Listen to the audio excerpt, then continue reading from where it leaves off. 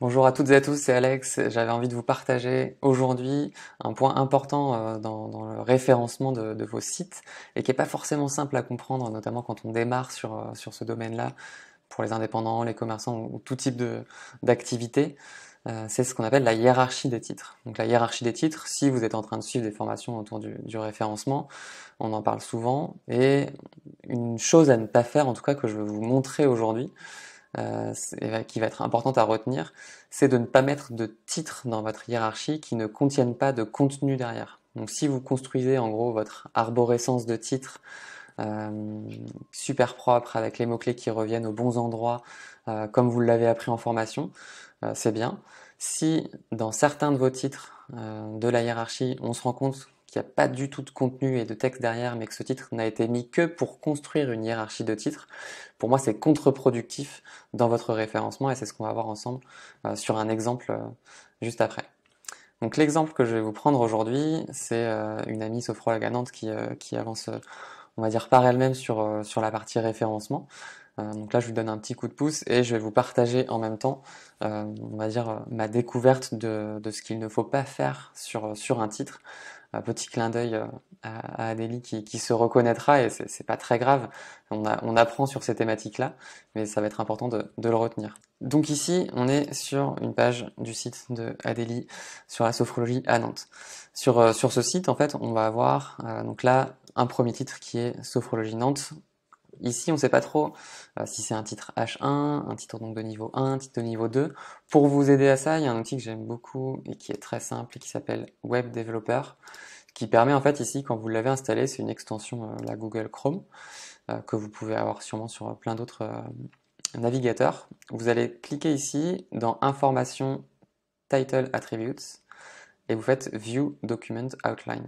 Et ici, ça va nous ouvrir un onglet avec la hiérarchie des titres qui sont présents sur cette page. Ça va nous aider à y voir un petit peu plus clair et potentiellement vous verrez que l'outil, que ce soit WordPress ou Wix ou n'importe quoi que vous allez utiliser, peut-être que il vous cache un peu des titres dans les designs que vous allez avoir choisis. Et là, ça peut être intéressant de retirer ces titres-là. Ici, donc, on a bien Sophrologie Nantes qui est notre titre H1, c'est le seul titre H1, ça c'est parfait jusqu'ici. Et ensuite, on a plein de titres H2 qui est par exemple celui-ci qui va contenir du texte en dessous, donc là c'est très bien. Pareil pour là, on a deux titres H2 qui contiennent aussi du texte, donc c'est assez structuré. Et là, on va se mettre dans la peau, non pas d'un robot, mais d'une personne qui relit votre site. Et on va imaginer qu'on est par exemple à l'université, que quelqu'un va venir relire votre dossier de fin d'études ou quelque chose comme ça. Il voit la thématique principale sophrologie à Nantes, un petit paragraphe avec un sous-titre d'introduction. Jusque-là, c'est nickel. On a une première section qui présente ce que c'est la sophrologie. Ok. On a ça sonne en même temps. On a une méthode thérapeutique reconnue. Ok. Donc cette fois, on arrive à rentrer dans un autre paragraphe. C'est bien aussi.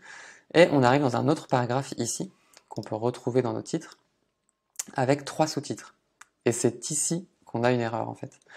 Et je ne sais pas si vous allez pouvoir la voir. On a un titre qui présente une section, et on a derrière trois sections, trois sous-sections, qui en fait sont vides. Il n'y a rien dedans. Donc quel est le message qu'on envoie à notre lecteur?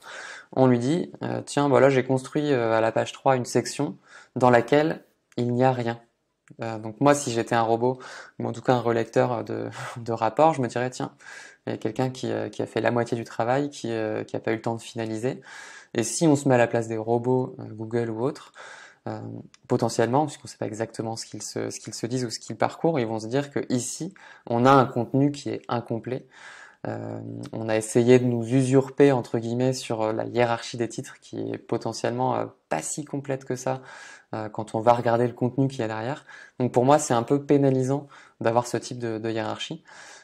Et c'est pour ça que ça va être intéressant ici de remplacer tous les quatre titres qui sont ici, donc le titre de niveau 2 et les trois sous-titres, en ce qu'on appelle en paragraphe, donc en la balise P. Si vous êtes sur un outil WordPress ou Wix, vous choisissez la balise paragraphe P pour ne pas avoir de titre ici, et donc sortir de l'arborescence un contenu qui de toute façon est vide d'un point de vue texte et qui n'apportera rien à votre arborescence. Donc voilà, c'est ce que je voulais vous partager aujourd'hui. Tout simplement donc de bien travailler votre arborescence de site, mais sans en faire trop. Vaut mieux avoir des arborescences qui sont assez courtes, mais avec un contenu dense à l'intérieur, plutôt que d'avoir une énorme hiérarchie de titres, avec notamment une partie de votre hiérarchie de titres qui sera vide et pour moi pénalisante pour votre référencement.